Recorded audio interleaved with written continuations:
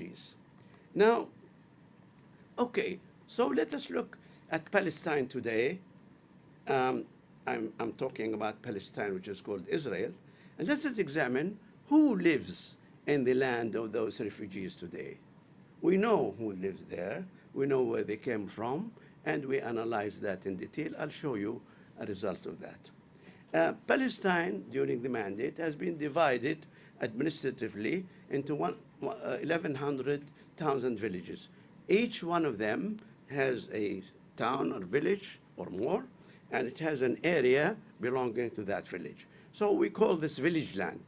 Village land is different from the village itself. The village land like that. So we examined how many people living there from the Israel Statistics Bureau, and we found that all the green areas have today no Jews or Jews less than 5,000. Almost 472 villages have practically no Jews, or absolutely zero Jews, or Jews less than 5,000 in each of them. And the documentation is available for someone there. So then the next step will be to see where is the land of the Jews. It is the same like I showed you earlier. That's the land they owned during the British Mandate. And they lived mostly on that land with a little spillover. We'll explain that. Here, for example, we have the cities. The cities are, especially the coastal cities, are mixed population. So the brown area indicates the land of the cities. Cities have a different treatment. But then, where are the Jews occupying the land of Palestinians with a large majority? They occupy the Palestinian land with a large majority, over 30,000, in the dotted areas. You see the dotted here, few of them in the south and the north. Only in that area.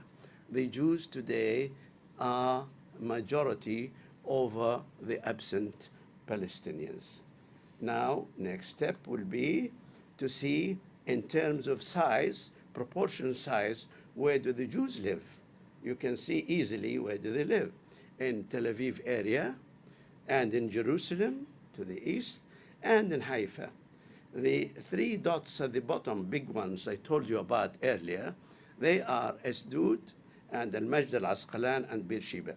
But most of the Jews live in Tel Aviv area, of course absorbing Jaffa, and about a dozen villages there, and same in Jerusalem West and in Haifa. Now, we can then say to Palestinians, you can return. The red dots are Palestinian villages. They can return. They will all go to the green area where there is nobody there or very few people who are there. There is no obstruction to the Palestinian refugees returning in the structure of today. I'm talking here about villages, rural villages. I'm excluding, of course, cities which have a different kind of treatment. We'll come to that.